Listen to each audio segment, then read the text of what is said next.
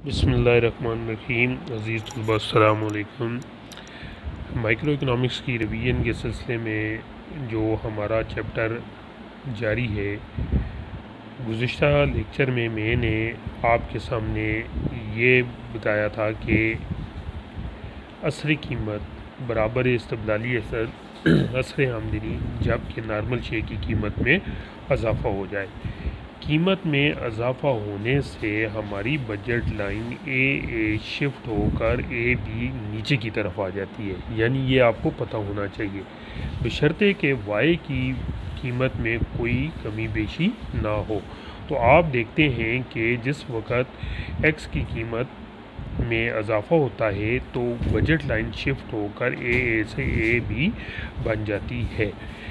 पहला हमारा तवाज़न E1 पर था, दूसरा तवाज़न यानी कीमत में इजाफ़ा होने से E3 बन जाता है। अब उस वक़्त हम X1 मकदार ख़रीद रहे थे, अब हम X2 मकदार ख़रीद रहे हैं, लेकिन कीमत के गिरने का ये जो असर है, इजाफे का जो असर है, इसको ज़ायल करने के लिए ए बी के पैरेलल सी लाइन खींचते हैं जो पहले ही इंडिफरेंस कार को E2 पर टेंजेंट करती है, जिससे हमारा और X2 मकदार खरीदते हैं जो कि ए की इंडिफरेंस पर दो नुकात क्या ज़ाहिर करते थे, substitution effect. Normal good case में हमने ये बताया है कि जिस वक़्त कीमत में इजाफ़ा होता है तो उस वक़्त हम नॉर्मल गुड्स की ख़रीदारी को कम कर देते हैं, क्योंकि कानून तलब ये बताता है कि कीमत और तलब का आपस में कौन सा रिश्ता पाया जाता है, नेगेटिव। अब हम E3 पर थे। अज़ीज़ तलबा, इसी तरीके से इस डायग्राम को मद्देनज़र रखते हुए अब हम यहाँ पर ये कहते हैं कि असर कीमत बराबर है इस्तबदाली असर जमा आमदनी असर जबकि घटिया शे की कीमत में इजाफ़ा हो जाए। अब घटिया शे क्या है, सारे उस सूरत में उसका अमल क्या होगा।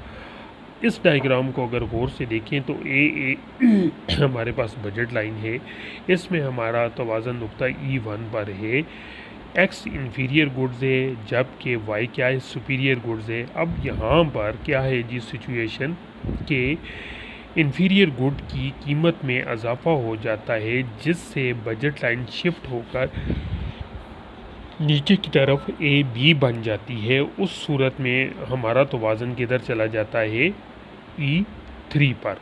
ज़ाहिरी बात है, आपने देखा है कि प्रीवियस डायग्राम में हम थोड़ा सा ऊपर थे इंफीरियर गुड्स केस में, अब हम इसके मिडल में आ गए हैं। अब इसके असर को यानी कीमत में इजाफ़ा का जो असर है, इसको ज़ाहिल करने के लिए ए बी के पैरेलल एक लाइन खींचते हैं जो पहले ही इंडिफरेंस कर्व को E2 पर टेंजेंट करती है।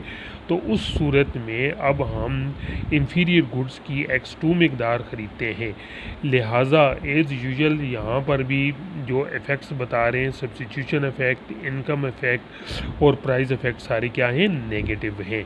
इसको वेरीफाई करने के लिए आप X2 को A से अज्यूम करें, X3 को 2 से और X1 को 3 से अज्यूम करें, तो आप आसानी के साथ इस negative substitution effect, income effect और प्राइस इफेक्ट को फाइंड आउट कर सकते हैं।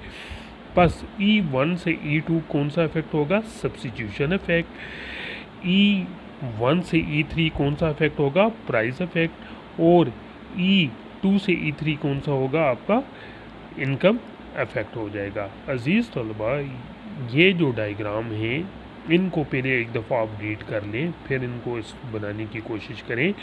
ये सेल्फ़ असाइनमेंट आपकी रिवीजन के लिए इसलिए है ताकि आप इनको बड़े अच्छे तरीके से तैयार करके अपनी स्टडी को अच्छा कर सकते हैं, और ये इंतहाई इम्पोर्टेंट क्वेश्चन जो आपके पंजाब यूनिवर्सिटी के सिलेबस में शामिल है, इनको रिवीजन करके आप अपनी माइक्रो इकनॉमिक्स में अच्छे मार्क्स ले सकते हैं।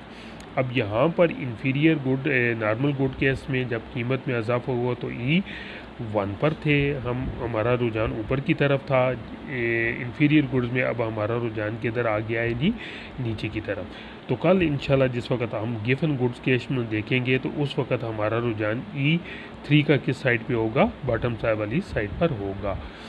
तो अज़ीज़ तलबा, ये रिवीजन के सिलसिले में मैं आपको बार बार एडवाइस करता हूँ कि अपने टॉपिक जितनी भी हैं इनको रिवाइज़ कीजिए, डायग्राम को एक दफ़ा देखकर बनाएं, फिर ज़ुबानी बनाने की कोशिश करें। जिस वक्त आपको डायग्राम के ऊपर ग्रिप हासिल हो जाएगी तो आप आसानी के साथ बाकी टॉपिक को भी पढ़ सकेंगे। तो मैं उम्मीद करता हूँ आप रिवीजन में दिलचस्पी ले रहे होंगे, क्योंकि आप पेपर की तैयारी अच्छी तरीके से करें। जो जो बातें मैं बार बार दोहरा रहा हूँ उसको आप बार बार रिपीट करें ताकि आपकी इससे पेपर की तैयारी अच्छी हो सके। तो नेक्स्ट लेक्चर तक अल्लाह आपका हामी नासिर हो। अल्लाह हाफ़िज़।